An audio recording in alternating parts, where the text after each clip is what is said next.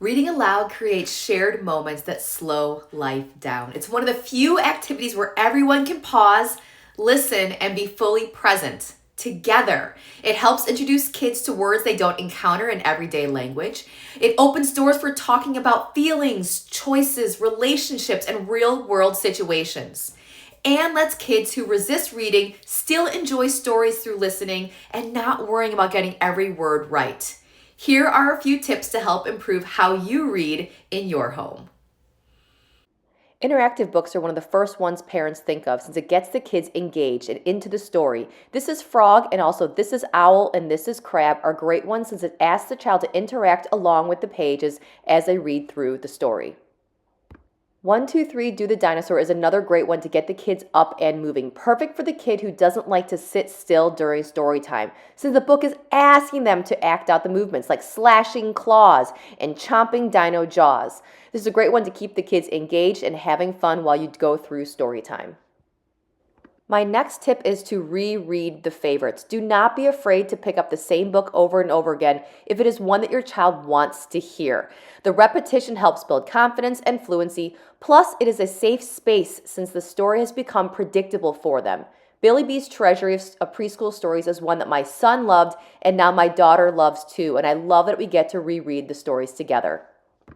And don't be afraid of the books that aren't ones you typically think of as read aloud books. If it is one they want to hear, then read it. Alphabet Picture Book was one my son had me reread over and over again. And let me tell you, he got pretty good at his ABCs as a toddler. My third tip is to make it fun. Kids love to giggle. They love slime, toots, mischief, and all things silly. So pick out those books that make them cackle, like Now That's a Hat, full of rhyme and crazy hat combinations.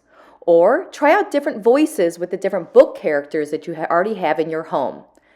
Another idea is to try a book that lets you use sound effect noises. Dan the Taxi Man already has this built in with fun musical instrument noises.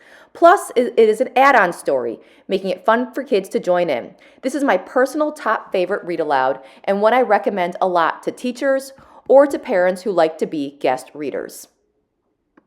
My next tip is to use books to have conversations with your children. Chapter books are great at this because it gives you a chance to ask the kids what they think will happen next or what they would do in that situation.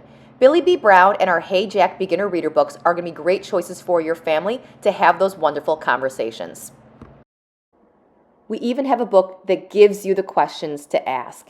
This is one where you're looking at the pictures and you are talking with your reader. If you could go anywhere, where would you go?